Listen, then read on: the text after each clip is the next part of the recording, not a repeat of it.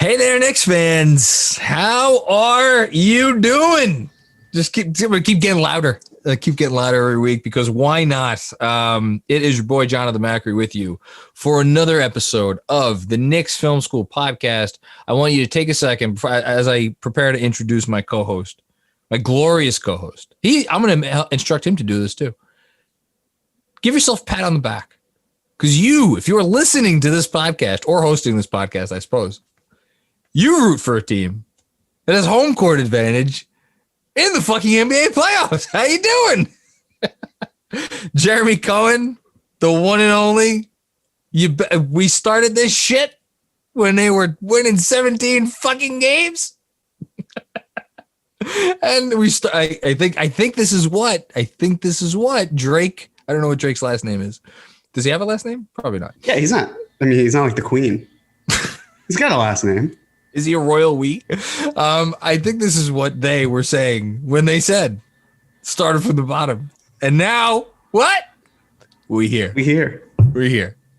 Hello, Jeremy. Hello, John. How are you? I'm feeling great. Today was so we're recording this at 5:09 p.m. after the Knicks. What else would we expect from them? After the Knicks really tried to make this one interesting at the end, but did defeat the Boston Celtics C- squad to emerge with a 4-point victory, thus securing the 4th seed in the Eastern Conference and a matchup with the Atlanta Hawks. But I've had a little while to recover from that. I took a little break after the live stream to build a sandcastle with my older daughter. It was an ugly ass sandcastle, much like much of this season for the Knicks. It's been ugly. But they get the job done. Jeremy, some opening thoughts from you.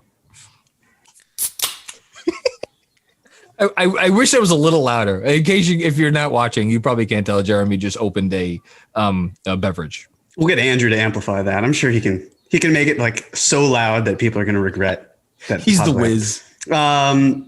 God, that was really awful. The game, it was great, but everything about it was awful. I mean, terrible. In so many ways, it was a microcosm of this entire season. You stole my fucking bit at the. Oh my God, I was going to that bit. This is why you tell your co-host about the bit beforehand. That's all right. I'm gonna think of a new bit. That's all right. Yeah, fine. It's. Sorry, John. It's okay. Keep going. You're rolling. No, just the idea of. I mean, it kind of reversed in the sense of like. Well, no, I'll stick with it. Yeah. Stick with it. The idea of this team where it's like kind of close, keeping things at bay, but then all of a sudden they just go on this great run. And then you think, hey, we got this. We can maybe sit back. And then it's like, oh, nope, things are pretty stressful right now and they prevail. And I'd much rather take this than the idea of, like a fake comeback, the patented fake Knicks comebacks that we've seen over the years. But it feels good. It feels so good. And I got to say, I was reading through your newsletters and especially the ones where fans wrote about how they have felt over the last 8 years. And it's staggering to think how much of my life has changed and for the better over these 8 years, but just everything that has happened in that time. And to see people uplifted and feeling joyous about a basketball team that was projected to be among the worst in the NBA. And instead of finishing maybe with the 4th best record before the lottery, it's the 4th best record in the conference. And everything about it makes me so happy. And it's wonderful. With all these injuries, with COVID, with everything, new coach, I'm in awe. I'm in love. I think I had a girl say that to me once. You're not in love with me. You're in awe of me. Or maybe I said that to a. I don't know. Anyway, did it work out? No, it didn't work out. Okay. Thankfully. Hopefully this I think I see the look on Andrew's face. I have it on speaker view, so Andrew's face isn't big, but it looks like he wants me to talk about anything other than what I was. Okay, he's nodding now. Yep. He's nodding. That's not okay. I'm going to ask you, Jeremy. I'll say first. So 8 years ago, when the Knicks last made the playoffs, we should say where we were. I was first starting to date my wife, who I was not talking about a moment ago.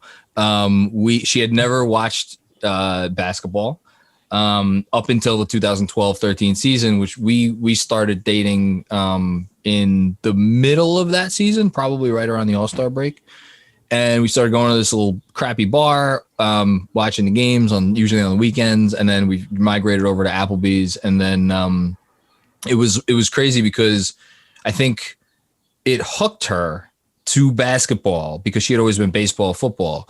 But then as the years went by, she's like, not that she quite like, I think there were times where she was actually like mad at me. Like, why do you give so much attention to this team? And she's never said that. She's never said those words, but it's like when couples have fights sometimes, and a line that she has gone to a few times is like, you care more about this fucking basketball team than you do. She doesn't curse at me, but it's implied. She's like, you care about this stupid basketball team. And it's like, yeah, because yeah, I do. I care a lot about this stupid basketball team. And now we're here, and she's hooked back again, and it's been great. And now we're here. Where were you 8 years ago? 8 years ago, I was graduating high school. So if that one makes both of you or any of you listening feel on the older side, yeah, 8 years ago, man, it was I was living the life. I had senioritis, full-fledged senioritis. Got into college. That was fun. Accepted. House money. Yep, exactly. I went to the Knicks Celtics game. It was unfortunately one they lost. That was actually my graduation present. That was, I think it was like 88, 85. And something along those lines, JR hit a 3 as time expired, and it really didn't matter. But yeah, it's funny you say that because with your wife, because I've been dating my girlfriend since 2014. Okay. And I've always kind of like joked with her, like, I haven't seen a Knicks playoff victory or let alone making it to the playoffs since we've started dating. I'm not saying, but I'm not saying what the deal is. And I'm sure she loved that. And I'm sure she loves probably hearing that from the other room. And if I am no longer alive tomorrow, you know why. You are all my alibi or my witnesses. So, yeah, it's just crazy how much has changed. I can drive a rental car now, John. I don't have health. I'm not on my parents' health insurance plan. That's how much has changed since then. All I want to say, because she can't hear you, is, so I think now this means you need to get engaged. Okay, but see, she listens to this podcast, because that's the other thing. Oh. I have turned her into a bit of a Knicks fan to the point where we're having conversations and she'll say things where I'm like, yes, So you should propose while she's listening to the pod. I think this is the way this is good. Okay, we're getting off the rails. Anyway, okay, so here's the bit that Jeremy stole from me. I was going to say, actually, because we usually start off our podcast with a little week in review, which we're not doing this week because we're just going to do kind of like a season in review, which is a segue here. Because like this past week, in so many ways, to me, was representative of this season, because by any metric, if you had asked someone before the Clippers game, right, how will you feel if the Knicks finish the season 4-1 and against the Lakers, they lose by, what did they lose to the Lakers? I have it right here. I should probably just read the stupid thing. They lose by 2 points to the Lakers. Like, how would you feel about that? Like, no other questions asked. You would have been, oh, by the way, and the Knicks are the 4th seed in the playoffs because of they just went 4-1. You would have just been like, what world is this where I could possibly be disappointed or upset or like anything other than ecstatic? And yet, if you actually lived in this week, you were like, oh my God, that Lakers game destroyed my soul. And they, almost blew the game against the Spurs several times. And then the Hornets game went into overtime. And then today against the fucking Celtics. So it's like, no, but you go back through this Knicks season, and it's funny because, like, if I'm doing a season in review, like what I'm going to, yes, I know the enormity of the accomplishment is the headline in giant, bold face letters. But I can't help but think about the tense moments and the moments where it seemed like we sat here after games and doing podcasts where it felt like the season was hanging on a thread. And we don't, maybe we'll name some names in this little review, but like there's a player that's still trying the fuck out there who it's just, and like talk about an embodiment of like what it's like to be a Knicks fan. My God. It's been a year. It's been a year, but if I'm being honest, it hasn't really hit me yet, because 4 seed, when you think back, and this is the last thing I'm going to say, I'm going to turn it over to you. When you think back historically through NBA history about top 4 seeds, teams that have home court advantage in any round, you're like, okay, well, that's a team that could win the championship, right? That's like, NBA history as well as I do. Like, yeah, there's an exception here too, but historically, it's like if you get to that point, if a couple things break right, you could win the whole thing, right? And like, still sitting here today, and I hope nobody thinks less of me because of what I'm about to say, but like, I still don't think that that's a reality. Like, we're in that conversation, and maybe that's egg on my face, and I should be thinking that. So that's kind of what I think about the season, what I kind of come away with. Yeah. I'm still in shock.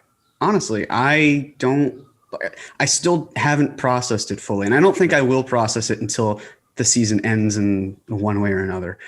It was the Spurs game where they were down by, it seemed like double digits at one point. They were down by 17. Right. And I turned to my girlfriend and said, I'm glad we're not there tonight, because we had the night before there were some Knicks fans and we struck up a conversation outside and they said, oh, we're going to the game. And then they came back and she was like, they won. Aren't you excited? And I was like, yeah, I'm excited. That's awesome. That's great. And it's just because I still am not accustomed to winning to the point where it sinks in like they won. Yeah. That's incredible. And this season just keeps getting better. And I don't know at what point that'll really sink in, because, and I try to keep my eyes on the present. It really is hard though, when you think about how well they're doing and not think about the future possibilities as well, and just taking all that into consideration. And I can't help but think like, hey, the Knicks are doing better than all of these big market teams did before they landed their stars. Like, much better. They don't even have to win a playoff series. They still are doing better than the Lakers before LeBron, the Clippers before their stars, the Nets before their stars, like all of those things. Yeah. And the fact that we can say, even with losing Derrick Rose for over 10 games, 12 games, I think in total, didn't even come to the Knicks until game 25. Burks missing, I think, close to 20 games, something along those lines. Robinson missing 41. I mean, wait, hold on. During a COVID-ridden season, new team, not much time to practice, a player that we would have easily traded in Julius Randle if we had the option for, like, yes, at least for me, matching salary and second round picks. The fact that they were able to trade up and then trade down for Emmanuel quickly, and that you can do all of this with your number 8 draft pick and Obi basically like not contributing high minutes until maybe that first Dallas game, and then he just starts to do better. He's averaging 4 points a game. I know. And yet look at the impact that he's making and giving Julius Randle the ability to breathe. I mean, how many weeks ago was it where we sat here and said, okay, well, would you rather see Obi Toppin or Kevin Knox play minutes at the 4? Yeah. And my response was like, does it even really matter? And it turns out, yes, it absolutely does matter, because Obi was able to take that next step forward. Yeah. And it's just all of these storylines that are converging perfectly. And that's why when I see people online put down the Knicks or like say it's a travesty that our team finished lower than the Knicks, like, well, why? Because clearly the Knicks are talented. Clearly they have done a far better job than we could have ever anticipated. So it's not maybe that your team underperformed. It's maybe that you weren't expecting the Knicks to be what they are. And you're not alone. We also felt that way. So just all of it, I keep trying to pinch myself, and I'm hopeful to go to a playoff game. And the idea of going to a playoff game to me is just staggering. I still can't believe that there's even the possibility that it's happening. It's not a play-in tournament. It's happening. You got me with the Mitch thing. Because like of everything that they've been able to accomplish, think about if you had to pinpoint one thing that, put RJ aside because he was only here 1 year, over the last 2 years, he was our bright shining light, Mitchell Robinson, right? He was like the one thing that we were sitting here and we were talking before the season about, like, what were the contract numbers that I don't mean to get into that conversation, but I bring it up to exemplify how vital he seemed to everything. And if you would have said, like, I mean, if you would have told either of us that they were going to win 41 games in a 72 game season before the year, we would have called you many names. But certainly, one of the first things that we would have brought up would have been like Mitchell Robinson. Obviously had the year of all years. He turned into, and he played 31 games. 31 games. You would have had to, and then the Obi thing, you would have had to say, oh my God, did Obi Toppin just come in and dominate the NBA like he dominated the A10 or where the fuck conference he was in? Like, you would have said, okay, well, that must have, no. So it's like, well, what did they, okay, Derrick Rose, I'm having it right here. 34 games, or sorry, 30, today made it 35. 35 games.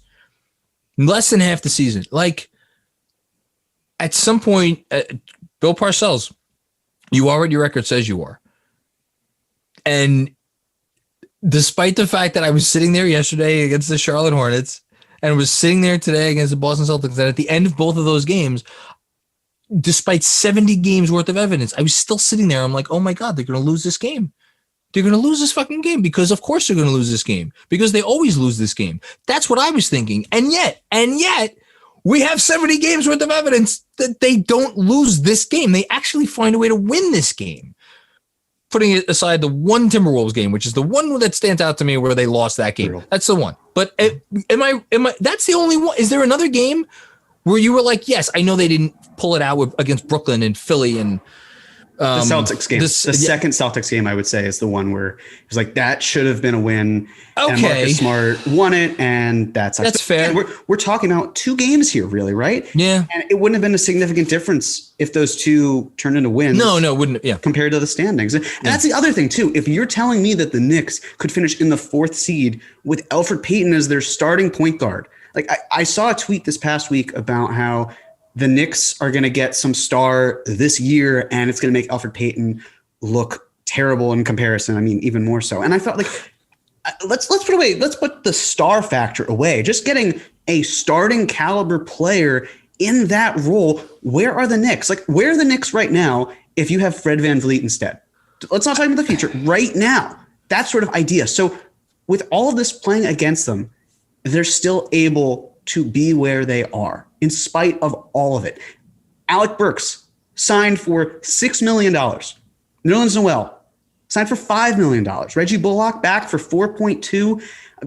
I mean, if you think about it, all of this, in so many ways, is because of Reggie Bullock failing his physical and having to sign a shorter deal or a smaller deal. Marcus Morris, Trade Morris, firing of Steve Mills and everything. Emmanuel Quickley, all of it. It's just, it's the fact that we can trace it back to that point. And when you consider all of these role players and how people were laughing at the idea of it, laughing at Alec Burks getting $6 million.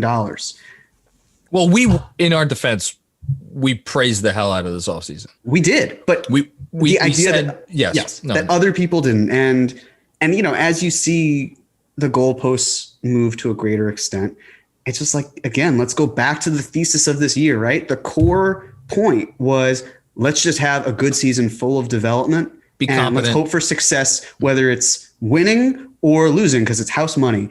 And the Knicks found a way to win with everything they're doing. And if that doesn't set them up for success in the short term and the long term, I don't know what would. Can I throw something else? Maybe Kate, but again, that was like such a small chance that whatever. We're not having that car. If anybody out there is listening, and I hope I don't piss anybody off. I'm gonna compose. Say it. No, unfiltered. No, if you're listening to this podcast, Andrew has a face on. If you're listening to this podcast and you're like, you're both idiots, they should have tanked. They fucked up because they had a chance at a guaranteed. Do your homework. Just do your homework. Go look through NBA history. I'm not going to sit here and recite it for you. Just go look through NBA history. The fact that the Cavs got very lucky one year and the Mavs lucked into a team that made a stupid trade for reasons that may have to do with nothing having to do with basketball. And what else? I mean, Spurs. Julius Randle is going to get at least one MVP vote. I'm convinced of it. And if he doesn't, he's going to get way more than. Here's my point. It's you have to have traded him in order for you really to submerge yourself to the tank.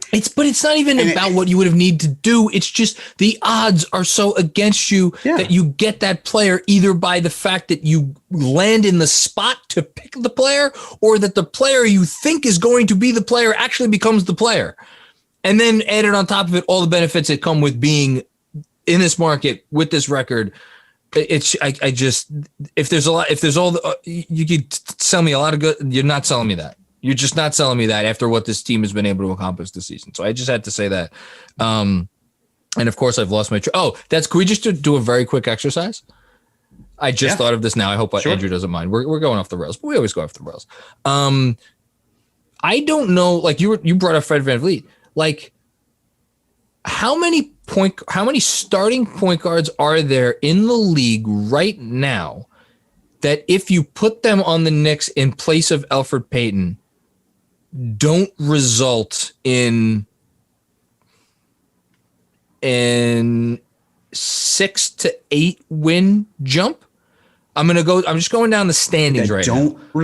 That don't here because the way you pose the question, it's like, it's as you correctly said, it has to be a star. No. Going down the standings, Ben Simmons, Kyrie Irving, Drew Holiday, all of them obviously 8 win or more bump. Then we're the Knicks. Trae Young, bump it. Goran Dragic, bump it. Kemba Walker, even with the season he had, bump it up. Charlotte Hornets, LaMelo Ball, bump it up. Russell Westbrook, based on how he's played the last 35 games, what do you think? No, I would. And again, I didn't want Russ because not because we don't have to talk about that, but yes, for argument's sake, okay. Right now, I would take Russ over it. Sure. Brogdon, yes. Mm-hmm. Bulls, who's their starting point guard? I think Satoransky would have been worth about 2 or 3 more wins for the Knicks. Yeah. Kyle Lowry, yes. Darius Garland, absolutely. I know he was a little injured, but that guy would have been worth at least 5 more wins. And then you get to the Orlandos and Detroit. So fine. Detroit, Orlando, I'll give you those 2. And Orlando, to be fair, had Fultz to start the season. Ooh, that's right. And a healthy Fultz would have been worth 5 or 6 wins easy. Yeah. Okay. Utah, pick either of those 2 guys. Phoenix, obviously Chris Paul. Denver, Jamal Murray. The Clippers are actually an interesting one because they actually arguably don't have a guy there. So would you take Reggie Jackson over Elfrid Payton? Of course I would take him, but right. How many wins is Reggie worth? If you look at Reggie's season, he's actually done a pretty good job. He's hitting drives, he scores, he shoots. His defense isn't as good, but he's able to do effectively what you want from a Tibbs archetype guard. So let's give him, it would have been, maybe 3 more wins with Reggie Jackson. Portland has Dame. Dallas has, I'm saying Luka or Jalen Brunson. Fine. Put Luka aside. Mm-hmm. Jalen doesn't even start. That's the thing. I'm not a fan of Schroeder, but he belongs in this group as well. Then we got Curry, then we got Ja, then we got Derek, I was going to say Derek White, but DeJounte Murray's their point guard.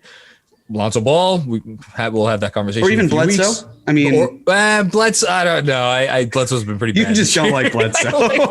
So that's so now we're up to 3 teams. And then De'Aaron Fox, D'Angelo, Ricky Rubio. No, Ricky Rubio's worth a lot of wins. Rubio's been off the bench mostly, hasn't he? But he's the point guard that I want to take for this team from that team. Okay. Shai Gilgeous-Alexander, and then the Rockets. John Wall. This version of John Wall would be worth how many more wins than Elfrid Payton?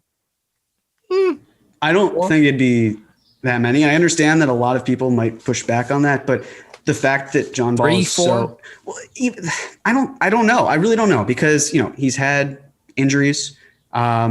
he just can't. He's not an off-ball shooter, really. He doesn't cut. He's very much unlike Elf, who's just deadly off the ball. Right.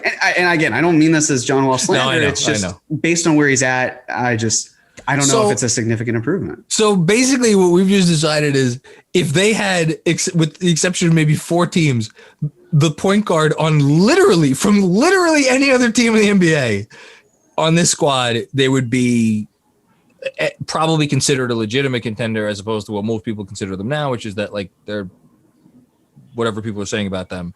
And I don't know, would they be the 3 seed? Maybe. Oh God. So who gets the hardware? I know we're not talking hardware this episode, but like, is it Tibbs? Is it Rose? Because like one of those 2 guys feels like deserves some kind of recognition. Yeah. Right. Well, here's another thought. What happens if Derrick Rose is acquired in the offseason? Oh, where is this team? You don't even need, I mean, like, even with Elfrid Payton, if you replace Rose with Dennis Smith Jr., with Frank Ntilikina, with any of the guys who saw minutes at the 1. Well, what if they trade? How much better is this team? So if they trade for Rose, so now you're making a case against Leon Rose for Executive of the Year. What if they traded for Rose? Well, no, because that would have only benefited him because he would have found a way to solidify the backcourt. Yeah, but you're saying he didn't do this. Well, no, he did. He made the trade. It's just he did it in mid. Yeah, okay. Right. But if he had traded for Rose before the season, and let's just say for argument's sake, they start Rose from game 1, which. If they wouldn't have signed Elfrid, presumably they would have started Rose from game 1, and then I don't know. Well, I think they still would have probably had Elfrid. I do. I think they probably would have said. I think the same trade could have gone down because the Pistons were in. Hey, well, if we lose, great. If we win, okay, that's fine. They wanted someone like they want an expiring contract, someone they could take a flyer on, and they got it in Dennis Smith Jr. I think that offer still would have occurred earlier on. For sure. And because then, you still need someone to occupy that starter position. We know how Tibbs feels about starting rookies. He's not really a fan of it. We know that they saw Frank as more of an off-ball wing and really an emergency starting point guard. But he clearly likes Frank, and I believe it when he says he has confidence in Frank. I just wonder an alternate version of the season, for argument's sake, where Derrick Rose starts from game 1, and it's quickly Burks, Frank, Obi, and. But I think the reason he wouldn't have, and I think you could say this moving forward as well, is Tibbs knows what works for Rose. He knows the role that he's in. It's great of coming off the bench and working with the younger players. And I would hope that, moving forward, that's the way we see it as well.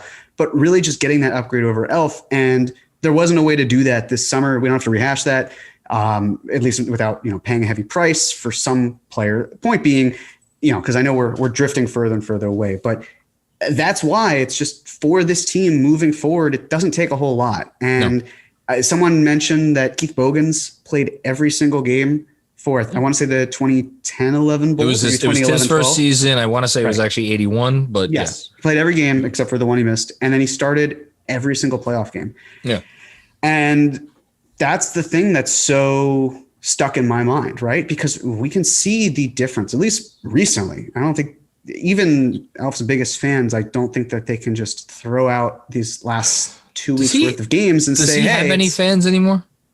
We don't have to. No, minority. But anyways, it's just, we don't have to. No. The point being here is like I think it's easy to say, well, he's been terrible, so they can just kick him out of the lineup, but that's not what Tibbs has necessarily shown. I think that they're big on continuity and we've seen his role get minimized because that to me feels like a clear snapshot of what they're trying to do in the playoffs.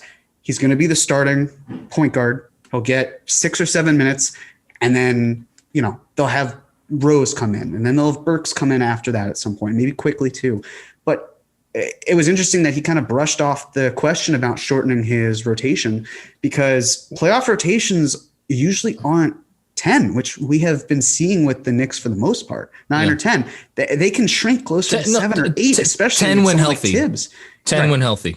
Right. But even if you're Tibbs and you rely on guys for heavy minutes and you know how important each minute is, we could see them shrinking to an even greater extent. We could see an 8-man rotation and it would make total and complete sense. And Elf could still be one of those players, even though, who knows? But I would love to see it. And I think the fact, I'm sure we'll get more into this too, but I'm very curious to see how Alec Burks does in this playoff series against the Hawks, because of the fact that I don't think he played in 2 of them. And in one of them, like, they didn't start him on, he barely played, he barely defended Trae Young.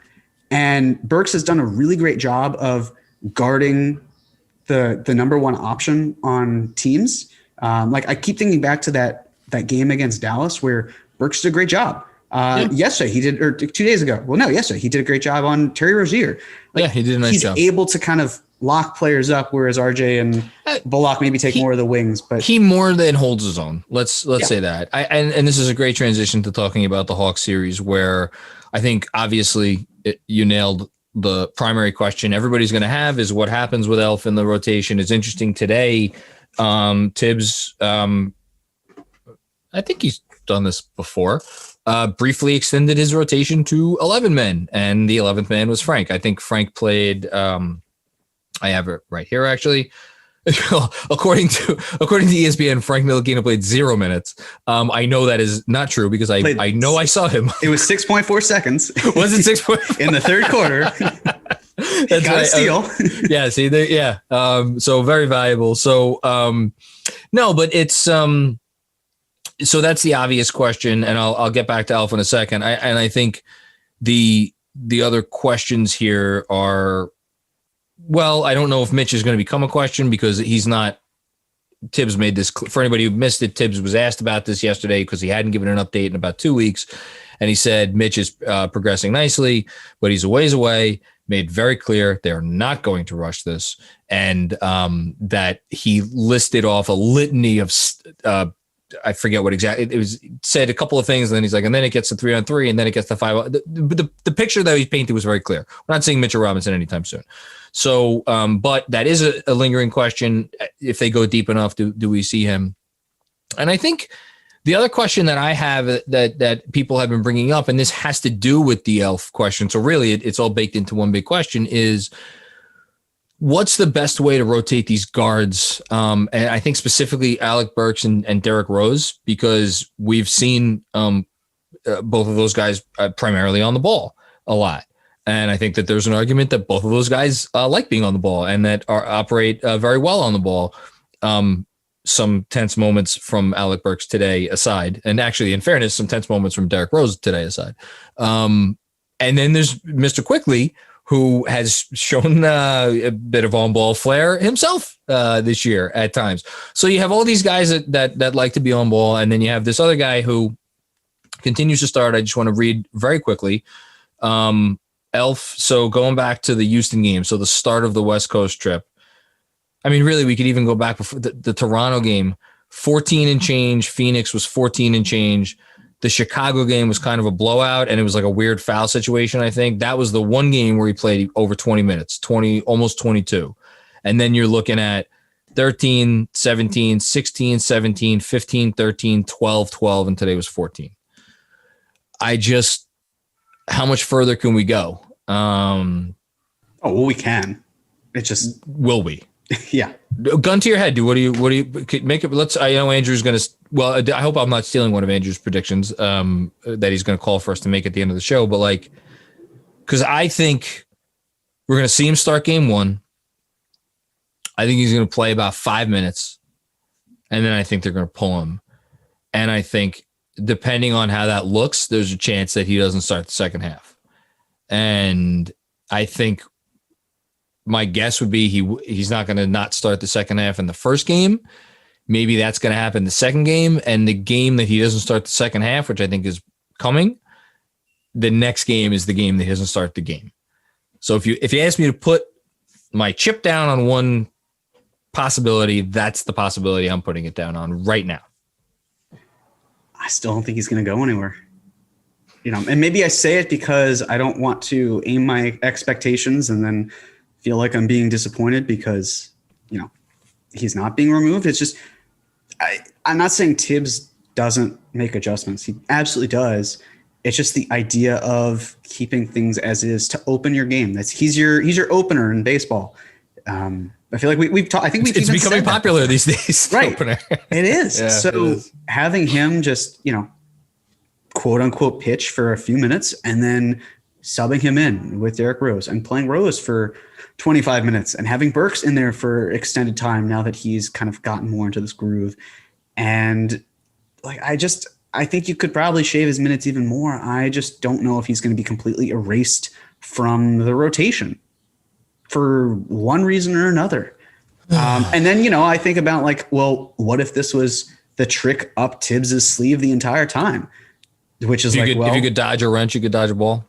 Well, yeah, but I mean, in the sense of like, maybe he didn't want to let on, like maybe he didn't want to show that he has this opportunity. Because think about how many minutes the Knicks have played without Elf on the floor. Like there are lineups that have gelled and that we know can succeed. It's really just about timing. And we haven't seen that to start the games, but that doesn't mean it can't. Or even when Elf was out with his hamstring, like we've seen other players and how that's worked. So like, again, I want to believe. I just am skeptical that he'll change something. At least I think he'll at least minimize it. By the way, I'm searching for a stat that I'm going to bring up in a second. Do you want to, you may know this already by heart. Do you want to know you want to guess what place in the league rankings the Knicks finished in net rating? 9th or 10th? You have to pick one. I'm sorry. We don't live on the fence here, Jeremy Cohen. It's fair. I'm going to go with 10th. It is 10th. Do you want to take a guess at the team right below them? It's a team that we've already talked about. It's probably the Hawks. It is the Hawks, and the team right above them is also a team that has been a topic of conversation for us over. Is it the Mavericks? It is indeed the Mavericks. Mm-hmm. So what is that net rating number? I'm just curious. Oh, I just changed off the page. I believe it was 2.4 though. 2.4. And that is the year-long number. Right. What I was looking for, and as I think I filibustered long enough that I could now say what it is that I'm looking for, is since April 1st, which is when the Knicks have really turned it on. They have a 6.4 net rating, and for anybody who doesn't know, net rating is basically it's the amount of points you score per 100 possessions minus the amount of points you give up per 100 possessions. Typically, that type of number, 6.4, means you're a contender. So if they have been playing like they have since April 1st over the course of a full season, we would be talking about them as a contender. Can you do me a favor? Yes. Can we do a new date? Sure. Can we have the starting date of February 8th? Well, can I give you this first? Sure. There's a reason I'm giving this because I think this is where Elf really, actually, no, there's arguments about when he really started to go in the tank. But so again, the Knicks 6.4 net rating since April 1st. That's the third best mark in the league. They are in, it's almost a fake number. In the minutes that Elfrid Payton is playing over that time, they are, I can't even say it with a straight face. They're getting outscored by 3.6 points per 100 possessions in the 425 minutes that Elfrid Payton has played in that time. And on the flip side, in the 752 minutes that Elfrid Payton has not played during that time, they are outscoring teams by 12.2 points per 100 possessions, which means since April 1st, when Elfrid Payton is not on the floor, the Knicks have a net rating that is essentially equivalent with the greatest team of all time, because I'm pretty sure that one of those Warriors squads was right around 12, or maybe I'm even overshooting it. What date did you want now? February 8th. That is the day after. I want to say it's the day after. Yeah, all right. Andrew came in with the clutch. He came in clutch. 4.3. That is the Derrick Rose date, or at least the day after, I think, that he was officially traded, and that would be 8th in the NBA. Yeah, yes. And again, the Elf number, so since the day they traded for Rose, with Payton on the court, minus 2.9 when Elf is on, and when Elf is off in 1,486 minutes. This is not an insignificant sample size. 8.2, which over the course of the full season. So if you take the Knicks as the team that has Derrick Rose and you supersede that onto entire 72 games, you're talking about a team, I can't believe I'm saying this, that is essentially the second best team in the league at the when Elfrid Payton's not on the floor. So we should, in a world where like he's the backup and whatever, like it's a different conversation, but you get it. Are you on Cleaning the Glass or NBA Stats? I'm on NBA Stats because I was going to say Cleaning the Glass. We could figure out an actual winning percentage. Yes, we can, or at least expected wins over an 82 game span. But we don't even have to because we can just tell based on what we're talking about that it is going to be a very good number. And again, from game 26 onward, quick math tells me that is about 54 games. So we're talking about 2/3. It says season, 46 right? But I'm saying, was it either way? It's about 46 since the Elf trade, I think.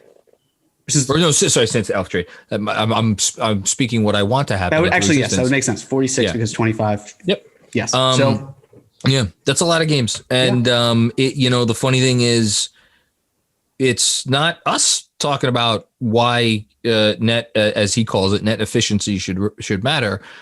Very first press conference that Tom Thibodeau gave as head coach of the New York Knicks, when asked about what he looks at in terms of like stats, advanced stats, yada, yada, yada, first words out of his mouth were net rating. So if you don't think he knows this shit, he knows it. Yeah. He's not sticking his head in the sand. We could sit here all day and talk about theories as to why Alfred Payton is still playing games. I don't know. Speaking of coaches, and I think you've probably written about this. And in fact, I know you've written about this. So I personally think that Monty is going to get coach of the year. But in terms of Tibbs, this is something that I saw this past week and I wanted to hear your thoughts. Mm-hmm. How is it that Chris Paul, as great as he's been, is in the MVP conversation, but also Monty is in the coach of the year conversation? Shouldn't one of those have far more weight than the other? Like, how is it that they are both so impactful? I don't mean that as disrespect to either of those, but it feels like it should be one or the other. Listen, when you're having these conversations about coach of the year, MVP, this, that, you're not disrespecting anybody by saying they should be second. This is the ultimate of parsing and picking nits. I just want to first point out that the Knicks have exceeded their win total, and the preseason number I always go by is 21.5, not this 22.5 nonsense, 21.5. And they've exceeded that number by 19 and a half games, which for anybody who doesn't know, over the last 10 years, only one team has exceeded that. It was the Hornacek Suns, the first Hornacek Suns year. And by the way, this was in 72 games, not 82. So let that be noted. The Suns have exceeded. Did the Suns play tonight, I guess? I think they won today. Oh, did they win? Okay. I believe so. Then I believe they will have exceeded their total by 11.5. So 8 less than Tibbs and the Knicks. So if you're talking about if these awards typically go now, you can make an argument that it's tougher to go from a good team to a contending team than it is from a shitty team to a decent team. So that maybe balances it out. To your point, though, if you have a guy who, don't ask me why I was looking this up the other day, but I was because I am a crazy person. That's right. I want to see where Jokic ranked. I looked up win shares per 48 minutes over this in the last 20 years. So since the year, I think I started at 2000, since the 2000-2001 season, win shares per 48 minutes. Jokic ranks third, by the way. I think I was looking it up because that idiot is like, oh, Jokic is a terrible MVP season. Yeah, third best. LeBron James is second. James Harden, who has finished in the top 3 in MVP voting for 6 of the last 7 years, is fourth. Kawhi Leonard 6th, Kevin Durant 7th. Who do you think's first by a comfortable margin? That would be Chris Paul. He has as demonstrable an impact on regular season winning as literally any player in the game today, more than LeBron James, if you go by this stat. And you go through the history of him coming to teams and what he's done everywhere he's gone. Look at what he did with Oklahoma City last year. So I don't know how you could then say that this is Monty Williams. Like, Julius Randle's an MVP candidate, but I know he's put in a ton of work in the offseason. I'm not trying to belittle that work or diminish it in any way. But what Tibbs has been able to get him to do and put him in positions to be successful, to me, quite frankly, is a guy that is more impressive than if like you were coaching Chris Paul. I bet Chris Paul with a bunch of guys who could play decent basketball could figure out a way to fucking win some games. And that's why I think Tibbs should get the honor. So, yeah. I'm with you. I'm biased, but I'm with you. No, I mean, we're both right. biased, but yes. you know, it's like of all the awards, if you're telling me, you know, Macri, you pick the thing that you think is most deserving. Randall, top 5 MVP. Randall, second team All NBA. You know, Leon Rose, executive of the year. Derrick Rose, sixth man of the year. Trying to think if I'm forgetting anything else that's reasonable. Like Nerlens is not on an All NBA team. I would pick Tibbs coach of the year as the thing that I think it should be the case. Okay. I think we're anything else should we say about the Hawks series? I mean, I don't know what there is to say other than kind of throw out the regular season record. Trae Young left one of those games with an injury. Bogi Bogdanovic missed one of those games entirely. And then the third game was in the very beginning of the season when like the Hawks were playing, what the fuck's his name? The other guy who went to Duke with RJ and Zion. Cam Reddish, 30 minutes a night of not very good basketball. So like, I'm not saying the 3-0 doesn't matter, but like, it's just, here's the last thing I want to say about this series. For anybody out there who thinks the Knicks are going to walk into Madison Square Garden next weekend, wherever the game is, and they're going to, you know, throw it down on the floor and it's like, okay, let's get on our way to the second round. No. This is going to be a tough series. This is a very good basketball team that is healthy at the right time. And the only guy that they're missing is the aforementioned Cam Reddish. And he wasn't very good this year. They are still missing DeAndre Hunter, but he hasn't been there since February, I think. So this team is good. Clint Capella and Trae Young have a better net rating as a combo than anybody in the league this year, with the exception of, I think, the best Utah duos since Nate McMillan took over. Bogi Bogdanovic is hitting threes at a better rate than anybody in the league over the last 2 months. They're really good. This is a fucking good team. I think, well, I'm not going to say yet because I'm waiting for a producer's corner, but I just wanted that to be out there. That's all. Just wanted it to be out there. No, you said it, and it's completely accurate. I saw it wasn't so much a stat. Maybe it was. I just can't remember exactly what it was. But when Bogdanovic hits 3 or more threes, the Hawks do incredibly well. And Bogdanovic had a really great game against the Knicks. The fact that McMillan is now the head coach, that I think is another thing to take into consideration. But yeah, it's not going to be a cakewalk. Capella is going to feast on the boards. It's a shame Mitchell Robinson isn't going to be healthy to clean up on the glass. But, you know, it's like there's certainly a level of confidence, but this isn't like, oh, yeah, let's just destroy the Hawks and move on to the second round. No, let's focus on right now, get the business done. I think the Knicks got lucky in the sense of I am more concerned for Miami or the idea of playing the Bucks, but neither of those options, wound up happening, and the Hawks are who they're drawing. So I am curious to see how Trae does just in terms of playoff basketball. I wonder if games will be tighter, if calls maybe won't be quite as loose. But, until the NBA decides to do something about the 3-point shooting, like the Devontae Graham, I think it was 3 that he took where he got hit and, launched himself into the defender. That's not exactly what Trae does, but it's very similar to what he does in the sense where he gets that call. Yeah. Is that going to be a prevailing call when things get maybe a little bit scrappier? I don't know. I'm curious to see what the Knicks do in terms of if they shut down Trae, what happens to the rest of the offense? I mean, again, Bogdanovic is available and certainly productive. So maybe they just kind of live with, shut down Trae and live with the rest. I'm curious to see. I think that's the biggest question for the series is how do they want to handle Trae Young? I don't know that you could shut down Trae because basically what you want to do with Trae is force him to take the floater, and he hits a lot of floaters, and that's a dangerous shot for him.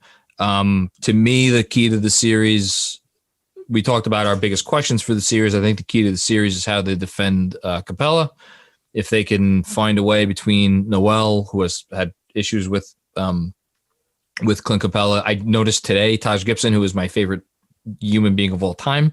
The Knicks defensive rating with Taj Gibson on the court, it's only 25 minutes against the Hawks this year, is a not so tidy 130.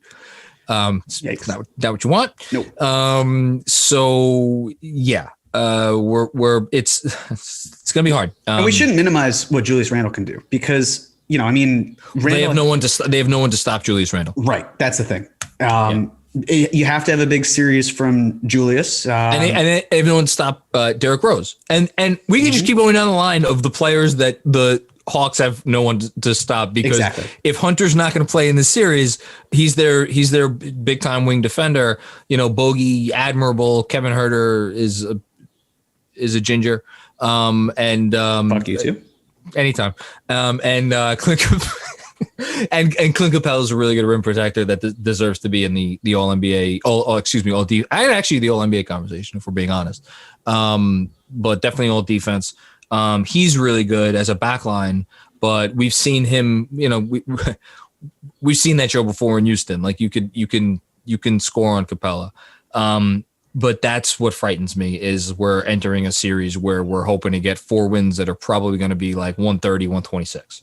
And, we'll see if they do it. Okay, Andrew, before we get out of here, I believe you have some questions to ask us. I do. First of all, you guys have missed a riveting Golden State Warriors Memphis Grizzlies game. They battle for the the 8th seed in the Western Conference. Steph has 46. Wow. Counting, and the Warriors are up 10, I think, in the final 2 minutes. I'm looking at the score right now. So I've glanced at the score a few times throughout this podcast, but I'm seeing it right now. So that means, the quick diversion. So that means we're going to get, barring anything crazy in less 10 seconds, Steph, LeBron play-in, and then Spurs, Memphis. Yeah. Spurs, Memphis. And not necessarily, because the Lakers could get the 6th seed. Oh, that's right. That's and right. We still have tonight. Denver, limit their players. So, we're going to see Dame versus Steph or LeBron versus Steph. That, if you are the NBA, you love that. You love the marketing that you can do for that.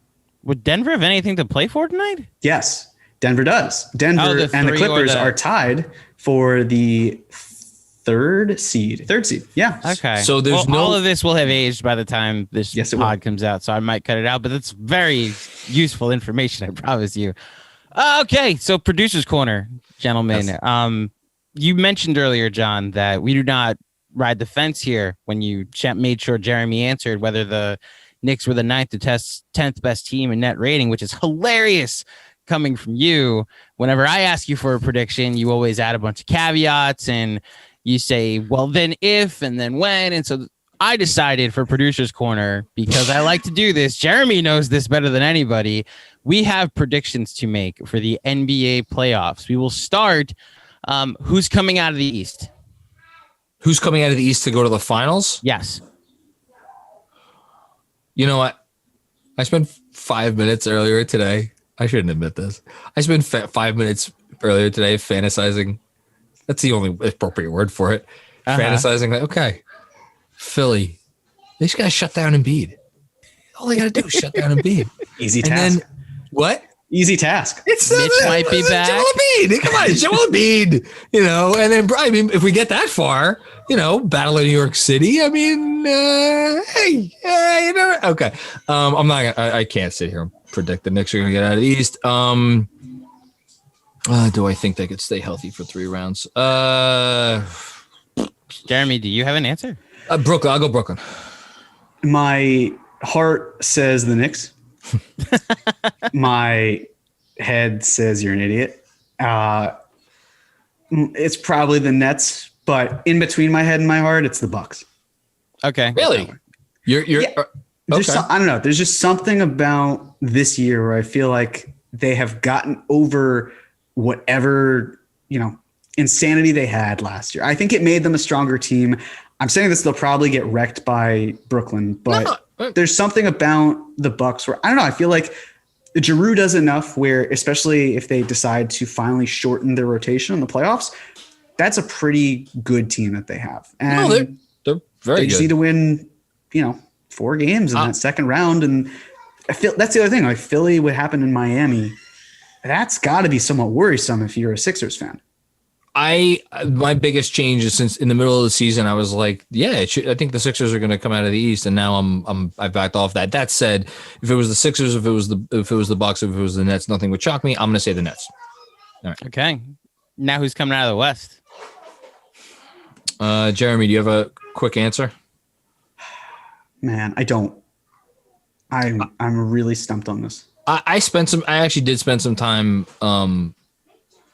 thinking about this earlier today, and I guess I'm gonna. Yeah, can I tell you the other thing I was thinking about earlier today? Sure, of course. When the Knicks make their finals in my fantasy world, who I was thinking about? Like, if the Knicks are but you know who I was thinking about? Would it be that insane if Team X also made it? Oh, Dallas. Yeah. Oh shit. Just only because. So let's say it is Denver that drops down to the 4, which if Denver loses and the Clippers win, it's Denver that drops down to the 4. I love Nikola Jokic. He should if anybody doesn't vote for him first place MVP, they should have their vote stripped. I think the Mavs could win that series, and then the Mavs play Utah. And am I really going to sit here with any conviction and be like, oh yeah, the Jazz will definitely beat a team with the best player on the floor, with Mitchell having been banged up for several weeks. So I went through that mental exercise. All that said, I think the Lakers are going to come out of the West. Jeremy. Yeah, I also think it's the Lakers. And then Lakers.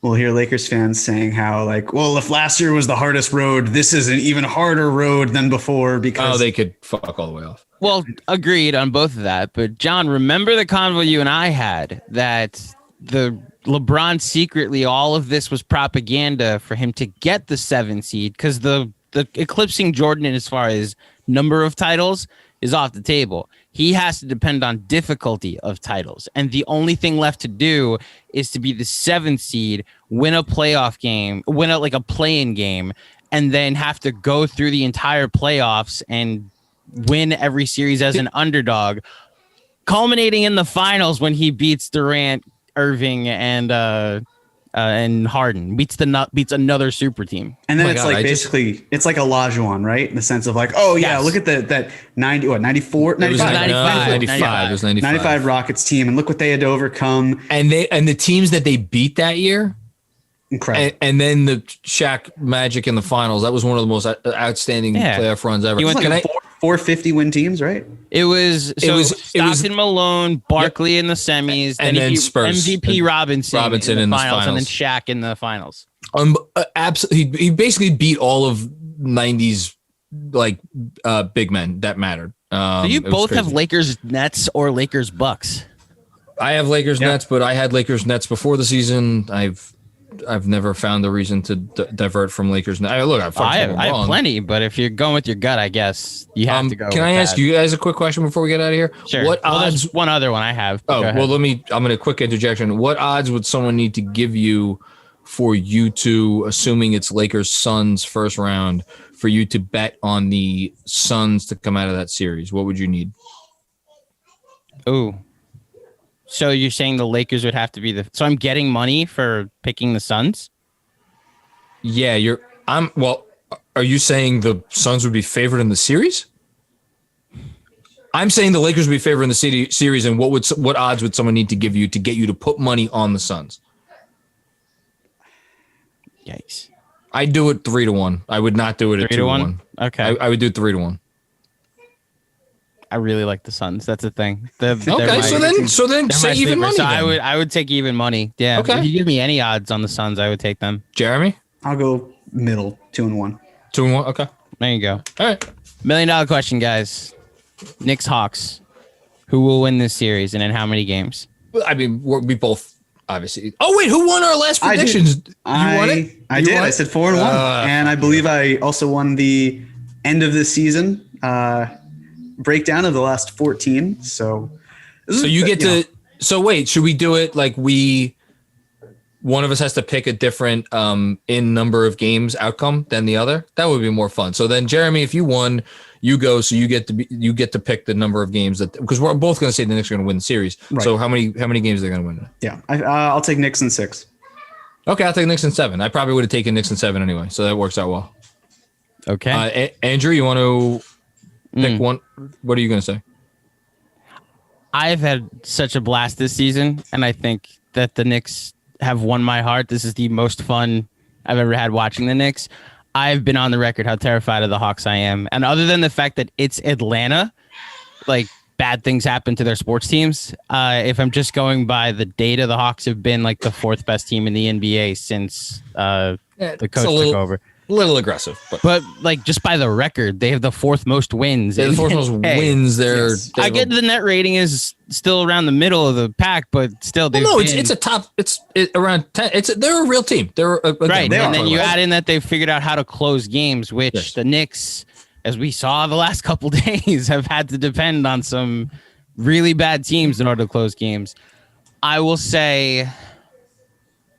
Fuck it, I'll say Knicks in 7, but I'm not confident about it at all. I see a world where the Hawks go and win this thing in 6. I just want to point this out, though. And again, the Hawks have had a great season. I am not trying to say like, oh, the Knicks will, easily be fine with the Hawks. They will have their hands full. But based on when Nate McMillan took over, when Lloyd Pierce was fired, I think they went 8-0 right after. Right. Yeah, something like that. Right. So if we're talking about wins in terms of how they've had the 4th most wins since that's happened, for that win streak, they beat Miami in Miami. Really solid win. Oh, the rest of those wins went to Orlando and won. Went to Toronto and won. Sacramento at home won. They won at home against Cleveland. They won at Houston. They won against Oklahoma City at home. Did a great job beating the Lakers, although I'm pretty sure the Lakers were banged up. Right. Went to the Clippers and lost. Went to the Kings and lost. Won against the Warriors. That's nice. Lost by 24 to the Nuggets. The Knicks certainly got their asses handed. Lost by 7 in Phoenix. That's better than the Knicks did. Won in double overtime. San Antonio. Won against New Orleans. Won again against Golden State. Won again against New Orleans. Lost to Memphis. If you want, I've looked at their schedule too. The Knicks just won a 4-point game against the Boston team, resting 7 of their best players. Of course. Yeah, but we know why that was. The Knicks played down to that. They will not do that against the Hawks. I think there's a world where the Knicks can't outscore the Hawks, is all I'm saying. I'm not saying the Knicks have no chance to win the series. They're overmatched. But if you're just looking at net rating, the team right behind the Knicks is the Hawks. I think this is a very even matchup, and the team that has better offense down the stretch scares me. It's 100% an even matchup, and I don't want to give the impression it isn't. It's even.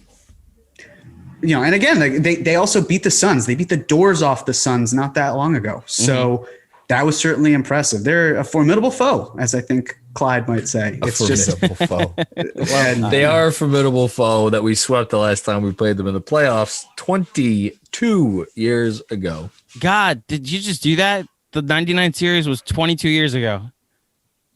Wow. I'm good at math. What can I say? No, we're old is what you just said. Okay. I was a teenager. The we does not apply to me for whatever it's Jeremy worth. just went full Uncle Phil on we? Yeah, I was thinking that too. There you go. I hate all of you. Hey, you want to come say hi? No, I just need to open this glue. Oh, you want me to open a glue stick? That means you have to say hi, Scarlett. You have to say hi. Just say hi. Really quick hello. Okay, very nice. That's a quick hi. All right. I think what's Scarlett's pick? Scarlett, Ray, do you think the Knicks are going to win their playoff series? Yes or no? Yes. And do you think they'll win it in 4, 5, 6, or 7 games? 7. Wow. Fucking kid's smart. Let me tell you. She really is. That eye test. There you go. The eye test. Yes. Oh, goodness. All right. On that note, Jeremy, anything else from you? Yes. She's good. Yes. I will say so. Yes. I had a Vildoza piece. We're pushing it back because it makes more sense when the numbers come out. But I do just want to say for those of you who are on Knicks Twitter or you listen to Knicks Fan TV, keep Alex Tartaros in your thoughts. He's had a rough couple weeks with COVID and his family members. We're thinking about Alex. Much love. And again, like this has been such a rough year that being able to enjoy all of this makes it feel somewhat sweeter, at least personally for me, hopefully for all of you. But yeah. I did not know that. Shout out to Alex, who is a friend of the pod. He's awesome and very, very good guy. So this is what I get for not having much time to scroll on Twitter anymore. Shout out to Alex for sure. I'll plug, Jeremy wrote a great piece, if you haven't already seen it, about Julius Randle's contract situation. It is the definitive piece on the options that he has moving forward, which, hey, guess what? He's now the best player on a 4 seed and is about to make an All-NBA team and win Most Improved Player. And his contract situation is going to become a thing that everybody listening to this should certainly be interested in moving forward. Andrew, anything else before we go? I promise we did not talk about this before the pod, but Alex, I just went on his pod this past week, the Knicks, Jets, etc., and then they delayed like promoting the second episode because of what happened, and so that was going to be my last thing. Okay. We are, as a Knicks Twitter world, we're a family, and Alex could sure use his Knicks Twitter family. So shout out to Alex from your Knicks Film School family. We're thinking about you, buddy.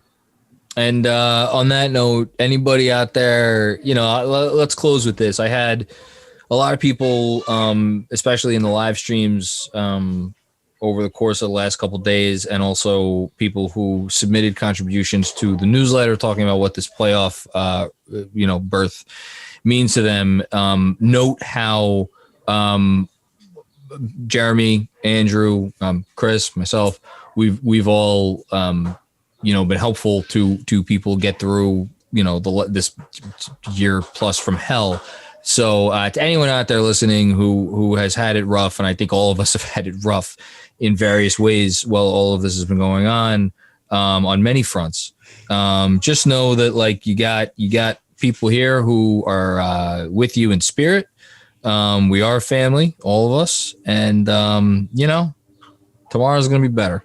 And I believe that. I live that mentality every day, and we will continue to get through this together in one piece. And on that note, cheers to Jeremy, and we will see you with an episode next week in which I am pretty sure we're going to be talking about a next playoff game. I don't think they're going to schedule them at the 10:00 game on Sunday. Knocking on wood. And hopefully it's an afternoon game. Based on what Breen and Clyde were saying. Is that what did they say? Did I miss that? Yeah, I think they said something like, I guess now 9-1 in afternoon games. Oh, yeah. Oh, guys. Yes. I missed. Okay. So, yes. Yeah. Hopefully it will be an afternoon game. That would be fantastic. All right. We will talk to you then, and everybody have a good week in the meantime.